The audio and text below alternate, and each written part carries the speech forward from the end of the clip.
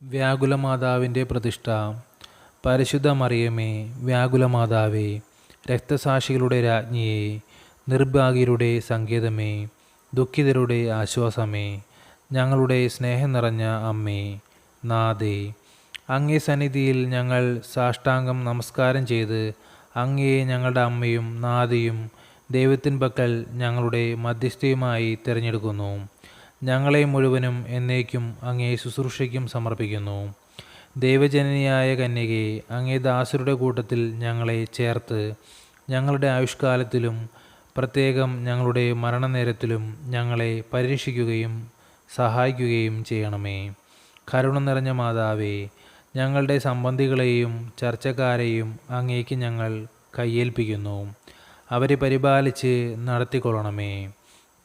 ഞങ്ങളുടെ വസ്തുവകകളും കാര്യാദികളും ഞങ്ങളുടെ സർവസ്വവും അങ്ങേ സൂക്ഷ്യത്തിനും ഭരണത്തിനും സമർപ്പിക്കുന്നു. അതുക്കളെ ഏറ്റ് അങ്ങേ ഇഷ്ടം പോലെ നടത്തുന്നതിനും കരുണയുണ്ടാകണമേ.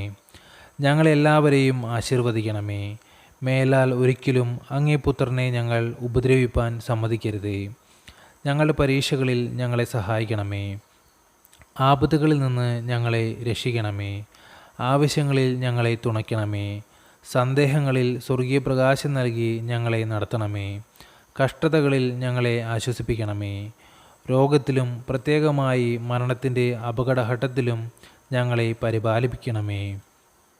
അങ്ങേക്ക് സമർപ്പിക്കപ്പെട്ടിരിക്കുന്ന ഞങ്ങളിൽ ഒരുത്തനെയെങ്കിലും നിത്യനരകത്തിൽ ഭയങ്കരമായ ചങ്ങലകൾ കൊണ്ട് ബന്ധിച്ച് ആത്മപ്രശംസ ചെയ്യുവാൻ പിശാചിനെ ഒരിക്കലും അനുവദിക്കരുതേ.